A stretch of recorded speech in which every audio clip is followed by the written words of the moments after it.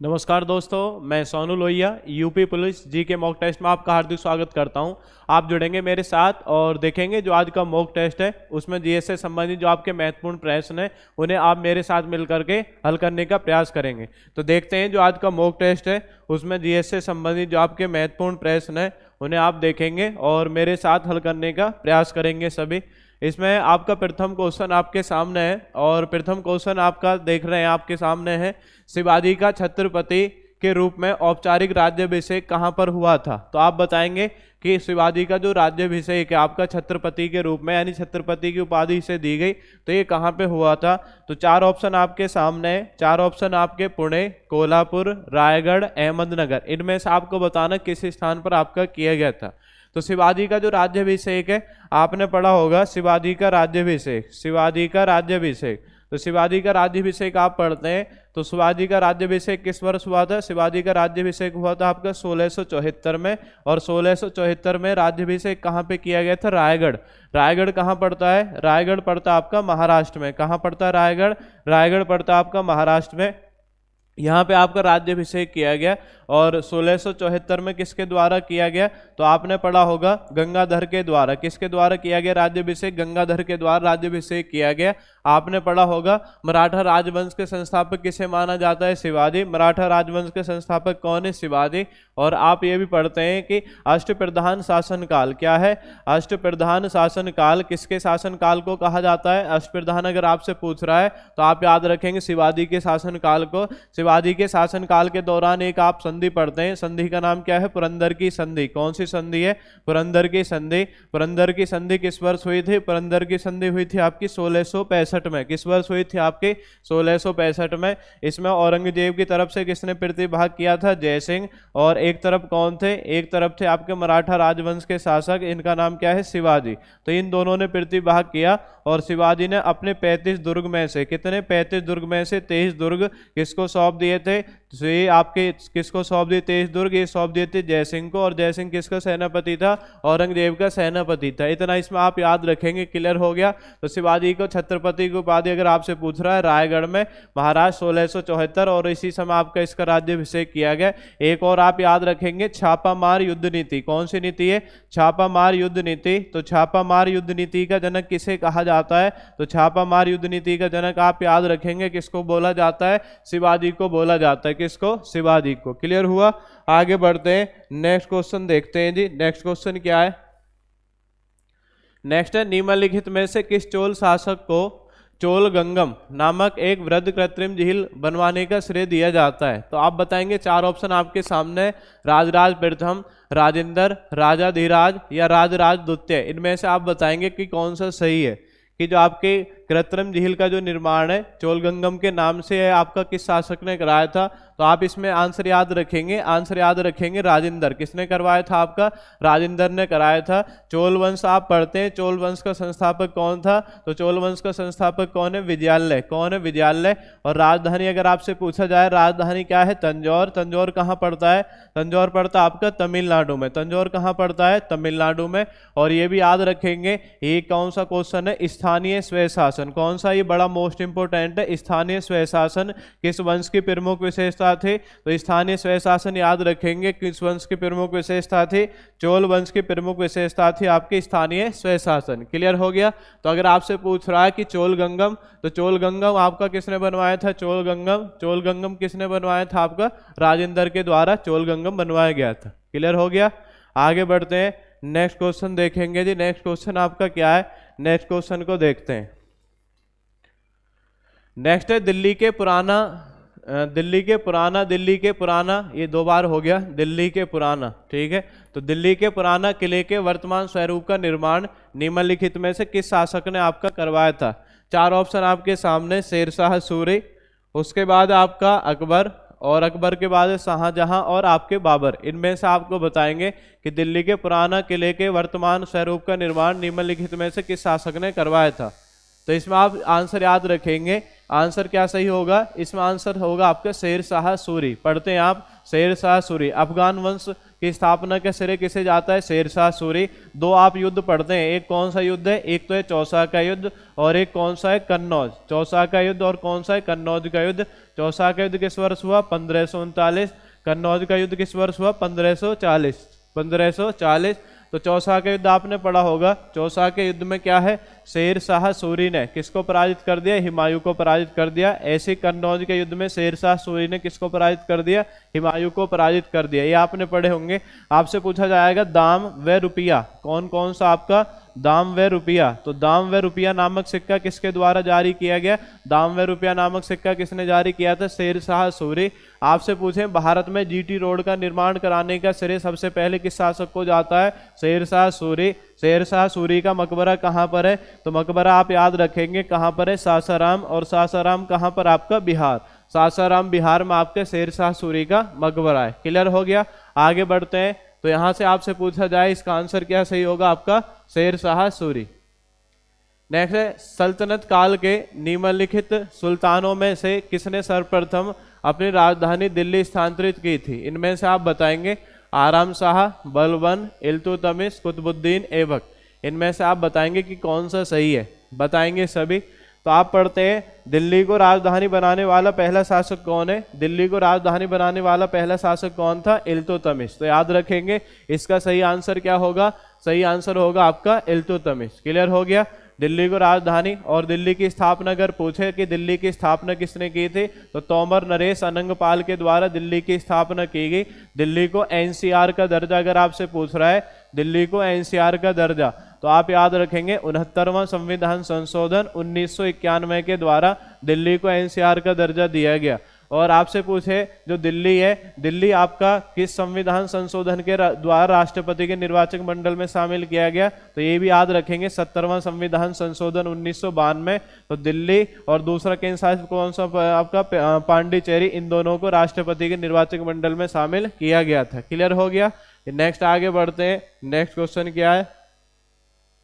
भारतीय राज्यों पर अंग्रेजी प्रभुत्व स्थापित करने के लिए किसने प्रशासन में सहायक संधि प्रणाली का सूत्रपात किया? तो सहायक संधि आप बताएंगे कि जो सहायक संधि है, सहायक संधि का जो सूत्रपात है वो किस व्यक्ति के द्वारा किया गया है? सहायक संधि। तो सहायक संधि आपने पढ़ा होगा। चार ऑप्शन आपके सामने, Warren Hastings, Lord Wellesley, Lord Cornwallis, Lord Dalhousie. इनमें से आप बताएंगे कौन सा सही है। बताएंगे सभी, कमेंट करके बताएं।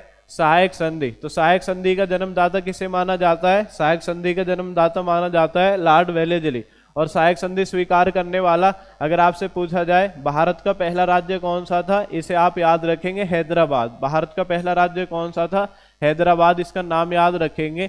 और सहायक संधि स्वीकार करने वाले अन्य राज्य अगर आपसे पूछे तो आप ऐसे याद रखेंगे HMT APBS। इससे आपको याद हो जाएगा। ऐसे क्या बनेगा? ऐसे तो बन जाएगा आपका हैदराबाद। ऐसे क्या बना आपका? हैदराबाद।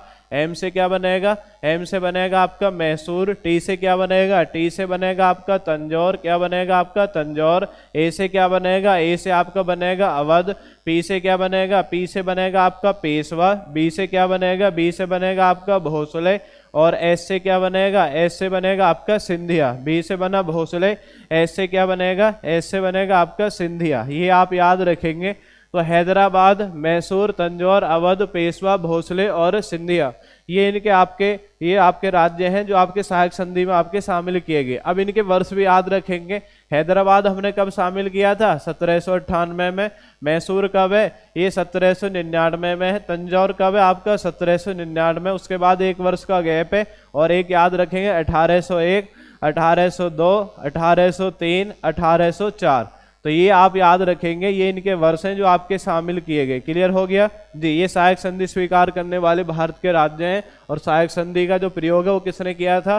तो याद रखेंगे नाम क्या है? Lord Wellesley. क्लियर हो गया? आगे बढ़ते हैं। नेक्स्ट क्वेश्चन देखते हैं। नेक्स्ट क्वेश्चन आपका क्या है?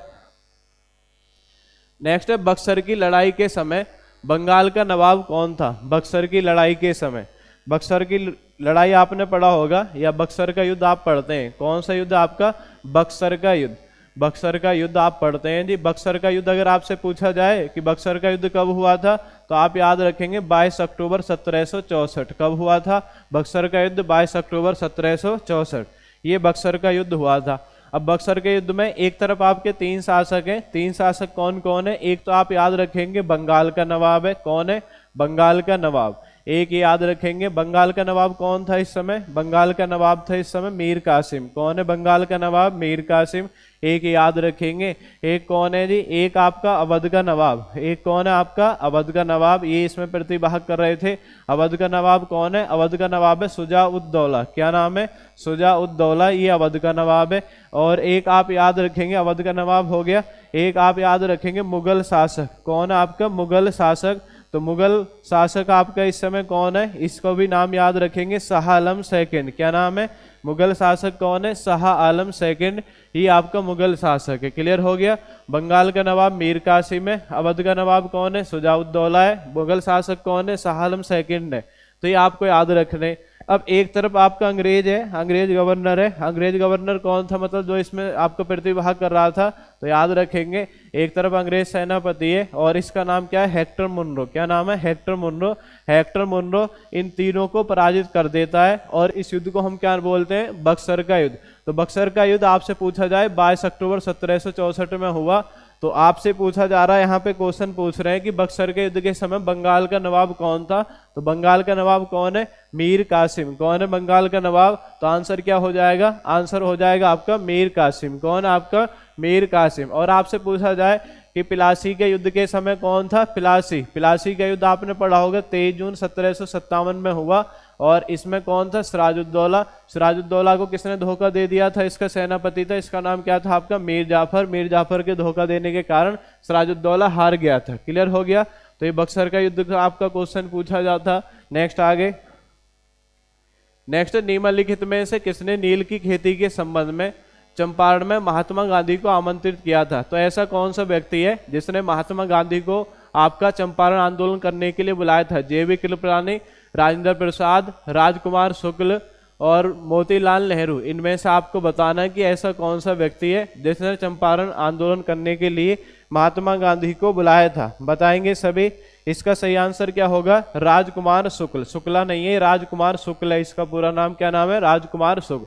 तो राजकुमार शुक्ल ने, तो आप पढ़ते हैं चंपारण आंदोलन। कौन सा आंदोलन है? चंपारण आंदोलन या चंपारण सत्याग्रह इसे बोला जाता है, चंपारण सत्याग्रह। तो चंपारण सत्याग्रह किस वर्ष हुआ था? ये हुआ था 1917। 1917 में किसकी खेती के विरोध के लिए? ये नील की खेती के विरोध के लिए किया गया था। नील की खेती के विरोध के लिए। नील की खेती कितने भूभाग पर? तो 3/20 भूभाग पर नील की खेती करना अनिवार्य होता था यहाँ के आपके किसानों को। तो बिहार में पड़ता है चंपारण। तो अंग्रेज आपका जबरदस्ती कि अगर किसी के पास 20 बीघा जमीन है तो उसमें से 3 बीघा आपका जमीन पर नील की खेती करना अनिवार्य है। तो ये आपका इसके विरोध को लेकर के चंपारण सत्याग्रह किया गया।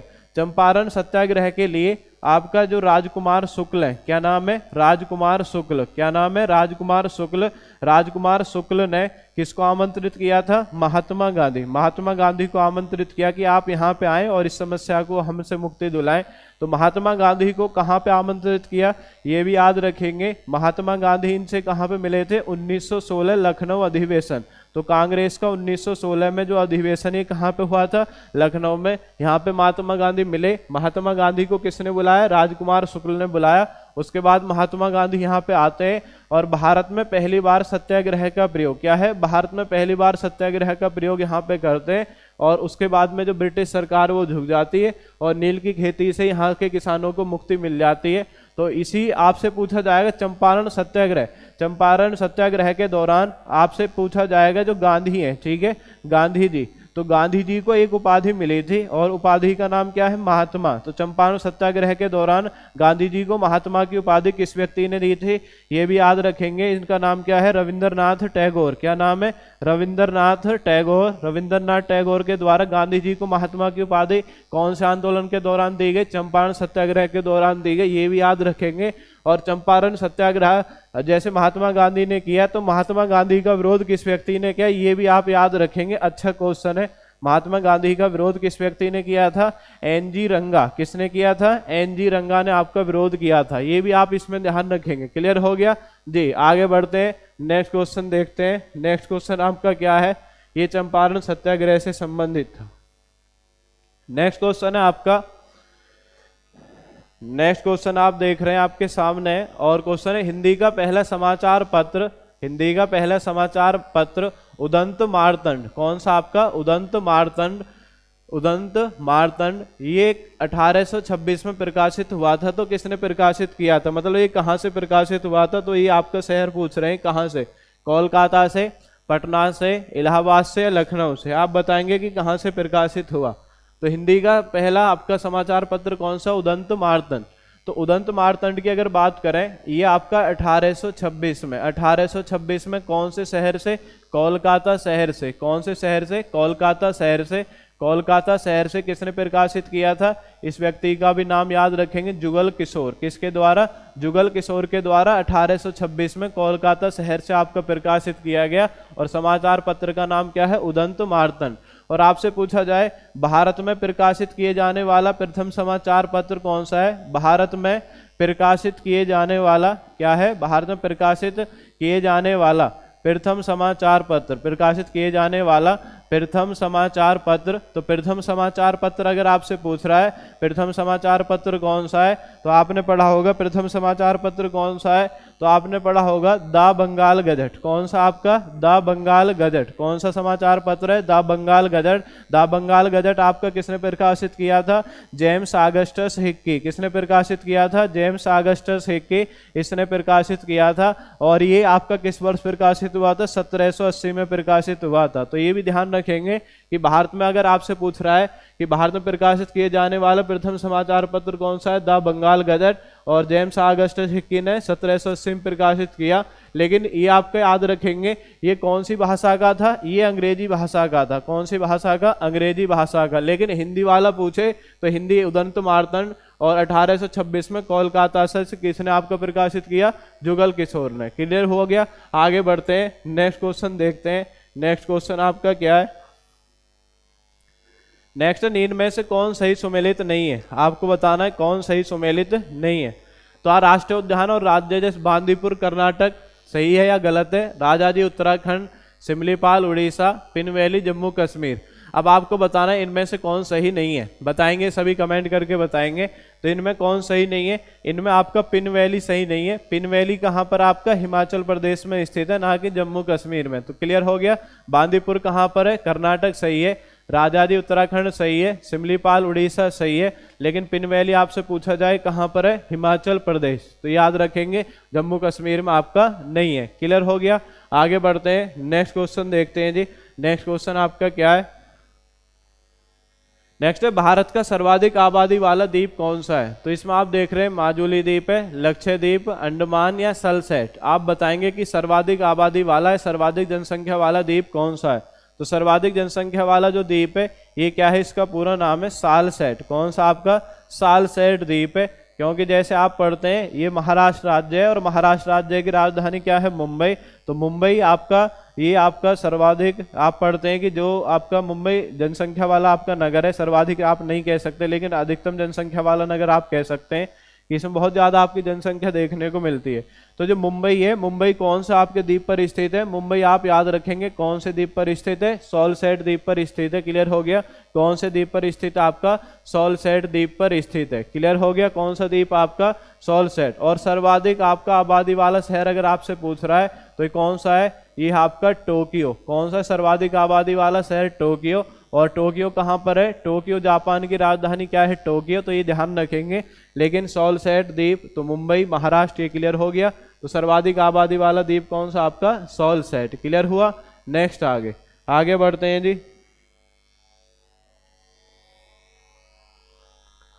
नेक्स्ट क्वेश्चन है निम्नलिखित राज्यों में से कौन सा राज्य बांग्लादेश के साथ अपनी सीमा नहीं बनाता है। आप बताएंगे कौन सा राज्य ऐसा है जो बांग्लादेश के साथ सीमा नहीं बनाता है। तो बांग्लादेश के साथ सीमा बनाने वाले राज्य, इनका कोड है। कोड क्या है, बांग्लादेश बनो अब मेरे मित्र। ऐसे आप याद रखेंगे, बांग्लादेश बनो अब मेरे मित्र, बनो अब मेरे मित्र। यहाँ से आपका ये याद हो जाएगा, मेरे मित्र। यहाँ से सब राज्य आपके निकल के आ जाएंगे। राज्य कौन कौन से, बनो से क्या बन जाएगा, बनो से तो बन जाएगा आपका बंगाल। बे से बनो, बे से बन गया बंगाल। अम से क्या बन जाएगा, अम से बन जाएगा आपका असम। क्या बन जाएगा, असम। मे से क्या बनेगा, मे से बनेगा आपका मेघालय। क्या बनेगा, मेघालय। मी से क्या बनेगा, मी से बनेगा आपका मिजोरम, क्या बनेगा मिजोरम। त्रे से क्या बनेगा, त्रे से बनेगा आपका त्रिपुरा, क्या बनेगा त्रे से बन गया आपका त्रिपुरा। तो कितने राज्य हैं ऐसे, ऐसे कितने राज्य हैं बताओ, ऐसे 5 राज्य। बनों से क्या बन गया आपका बंगाल, अम से क्या बना असम, मे से क्या बना मेघालय, मी से क्या बना मिजोरम, त्रे से क्या बना आपका त्रिपुरा। तो टोटल ऐसे कितने राज्य हैं जो बांग्लादेश के साथ सीमा बनाते हैं, 5 राज्य हैं। और सबसे अधिक भारत की जो सीमा है, अंतर्राष्ट्रीय सीमा किस देश के साथ लगती है, बांग्लादेश के साथ। और कितने किलोमीटर है, 4096 किलोमीटर। क्लियर हो गया। तो यहाँ पे कौन सा राज्य आपको सम्मिलित नहीं है, तो यहाँ पे राज्य सम्मिलित नहीं है नागालैंड। नागालैंड की सीमा बांग्लादेश के साथ नहीं लगती। क्लियर हो गया। आगे बढ़ेंगे, नेक्स्ट क्वेश्चन देखेंगे जी। नेक्स्ट क्वेश्चन आपका क्या है, नेक्स्ट क्वेश्चन देखते हैं। नेक्स्ट क्वेश्चन है, एशिया की सबसे लंबी नदी कौन सी है। 4 ऑप्शन आपके सामने, सिंधु नदी, यांत्से नदी, हुआंगो नदी, ब्रह्मपुत्र नदी। एक यहाँ पे आपका टाइपिंग मिस्टेक है, ये यांत्से नहीं है, यहाँ पे आप याद रखेंगे यांगसी नदी। कौन सी नदी है, यांगसी नदी। अब आप बताएंगे ऑप्शन, ठीक है। ये 4 ऑप्शन आपके सामने। अब बताएंगे एशिया महाद्वीप की सबसे लंबी नदी कौन, सिंधु, यांगसी, हुआंगो, ब्रह्मपुत्र। तो आपने पढ़ा होगा एशिया महाद्वीप की सबसे लंबी नदी कौन सी है, यांगसी नदी है। यांगसी नदी कौन से देश में बहती है, चीन देश में बहती है। और इसकी जो लेंथ है वो कितनी है, लेंथ है इसकी 6300 किलोमीटर। कितने किलोमीटर है, 6300 किलोमीटर इसकी लेंथ है। आपसे पूछा जाए विश्व की सबसे लंबी नदी कौन सी है, विश्व की सबसे लंबी नदी है नील नदी। कौन से महाद्वीप में बहती है, महाद्वीप आप याद रखेंगे कौन सा महाद्वीप है, अफ्रीका महाद्वीप में बहती है। आपसे पूछा जाए भारत की सबसे लंबी नदी कौन सी है, तो इसका नाम याद रखेंगे गंगा नदी। और गंगा नदी आप पढ़ते हैं, गंगा नदी की लंबाई कितनी है, 25-25 किलोमीटर। कितनी है जी, 25-25 किलोमीटर। क्लियर हो गया। आगे बढ़ते हैं, नेक्स्ट क्वेश्चन देखते हैं। नेक्स्ट है, निम्नलिखित महाद्वीपों में से कौन सा गोंडवाना लैंड का भाग नहीं था। तो आप बताएं, ये 4 ऑप्शन आपके सामने, उत्तर अमेरिका, दक्षिण अमेरिका, अफ्रीका और ऑस्ट्रेलिया। इनमें से आपको बताना है कि कौन सा गोंडवाना लैंड का भाग नहीं था। बताएंगे सभी, कमेंट करके बताएं गोंडवाना लैंड का भाग नहीं था। बताएंगे सभी जी, कमेंट करके बताएं सभी कि कौन सा गोंडवाना लैंड का भाग नहीं था। तो जब आप महाद्वीप पढ़ते हैं, महाद्वीपों में आपने पढ़ा होगा कि जो महाद्वीप है, महाद्वीपों के जो आपके हिस्सा हैं, तो महाद्वीपों के जो हिस्सा हैं वो 2 भागों में आप डिवाइड करते हैं। कितने भागों में डिवाइड करते हैं, महाद्वीपों के हिस्सों को 2 भागों में आप डिवाइड करते हैं। महाद्वीपों में पढ़ते हैं आप, तो महाद्वीपों में आपके 2 पार्ट आपने पढ़े होंगे।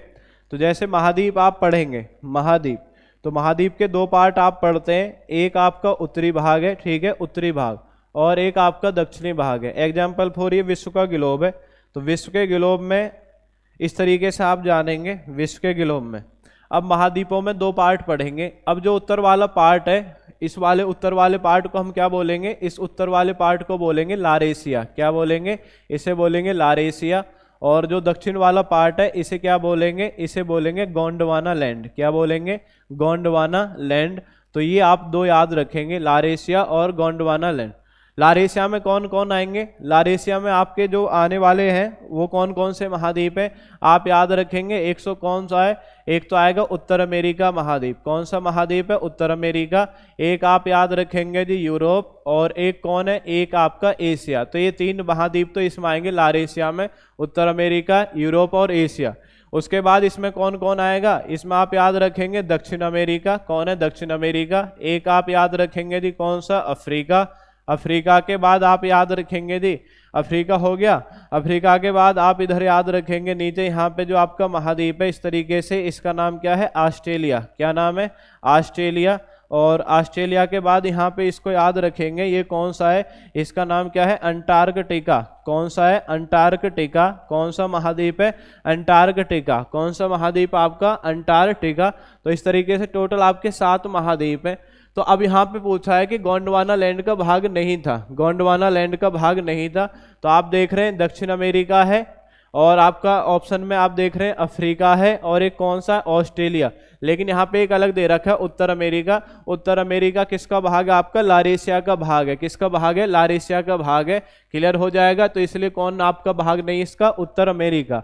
क्योंकि जो आप पढ़ेंगे महाद्वीप, तो महाद्वीप के 2 हिस्से मानते हैं हम। वैसे तो पूरा जो महाद्वीप है जब जुड़ा हुआ था उसे बोलते थे पेंजिया, और इसके चारों ओर विशाल जो महासागर थे उसे बोलते थे पैंथालासा।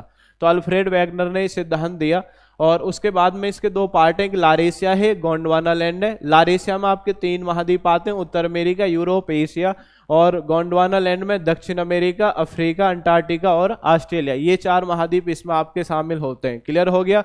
आगे बढ़ते हैं, नेक्स्ट क्वेश्चन देखते हैं। नेक्स्ट है, सभी प्रकार के जलवायु कटिबंध निम्नलिखित में से किस महाद्वीप में है? सभी प्रकार के जलवायु कटिबंध किस महाद्वीप में आपको मिलते हैं? दक्षिण अमेरिका, उत्तर अमेरिका, ऑस्ट्रेलिया या एशिया? इसमें से आप बताएंगे, सभी कमेंट करके बताएंगे।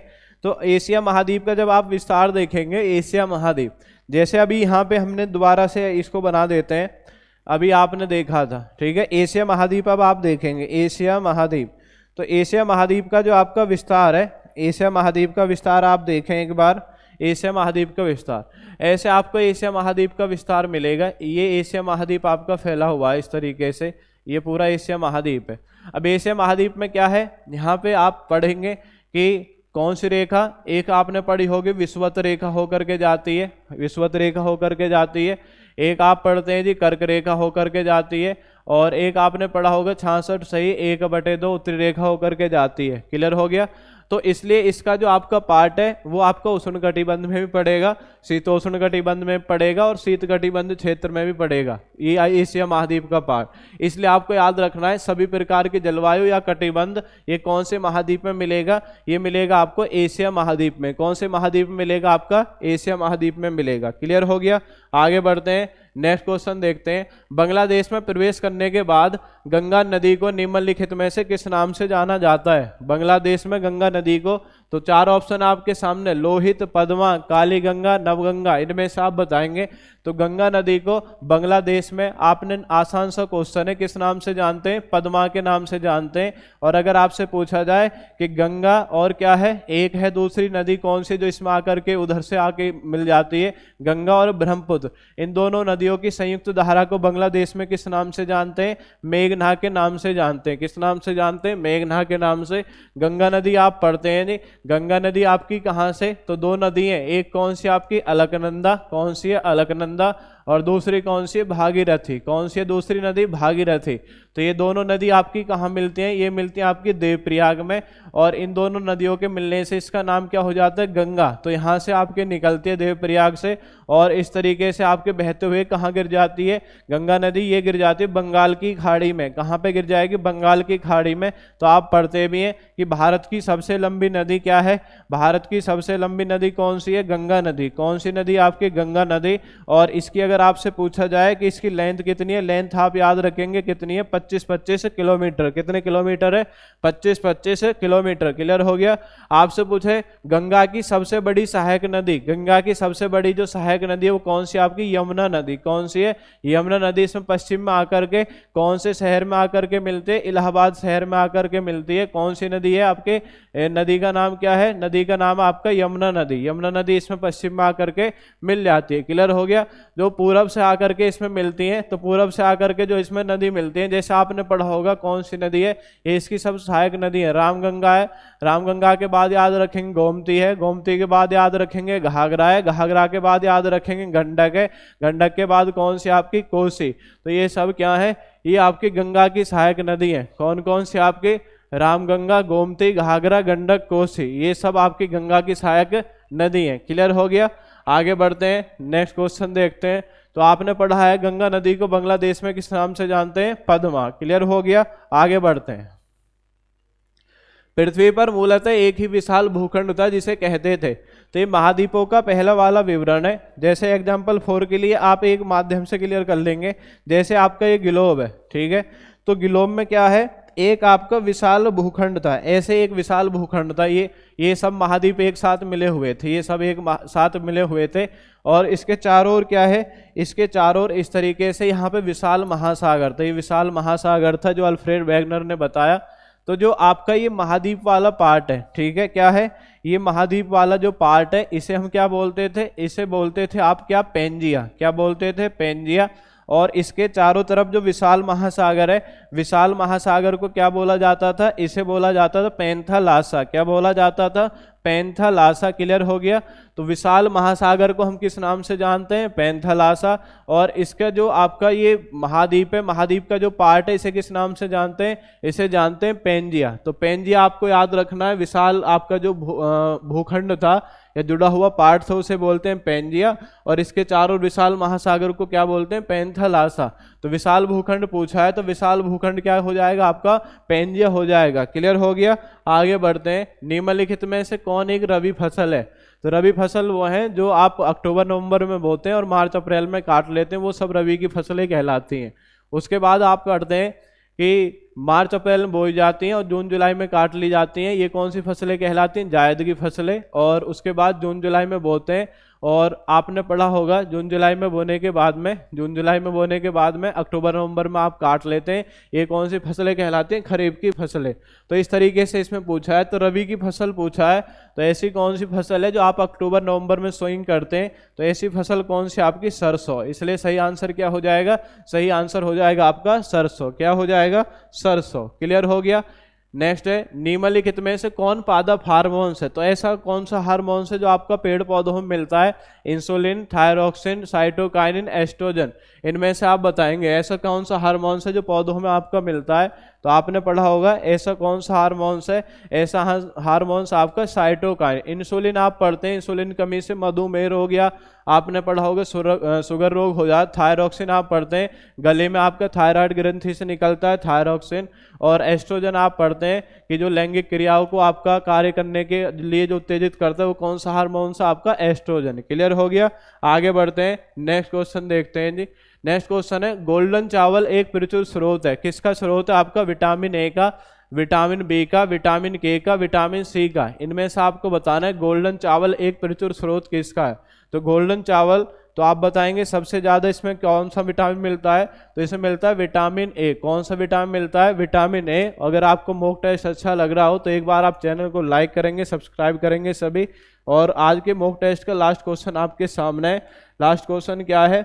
लास्ट क्वेश्चन है, लठमार होली बनाई जाती है। लठमार होली कहाँ पे आपका सेलिब्रेट करते हैं? वृंदावन में, बरसाना में, मथुरा में, गोकुल में। इनमें से आपको बताना है लठमार होली। तो लठमार होली ये आप बताएंगे कि कौन से आपके स्थान पे बनाई जाती है। तो इसका सही आंसर क्या होगा? इसका सही आंसर होगा आपका बरसाना। कहाँ पे? आपका बरसाना में आपका लठमार होली बनाई जाती है। क्लियर हो गया। कहाँ पे? बरसाना में इसका आयोजन किया जाता है। क्लियर हो गया सभी का जी। तो आज का मॉक टेस्ट था। अगर मॉक टेस्ट आपको अच्छा लगा हो तो एक बार चैनल को लाइक करेंगे, सब्सक्राइब करेंगे। और इसी के साथ मैं आपसे विदाई लेता हूं। धन्यवाद। जय हिंद, जय भारत।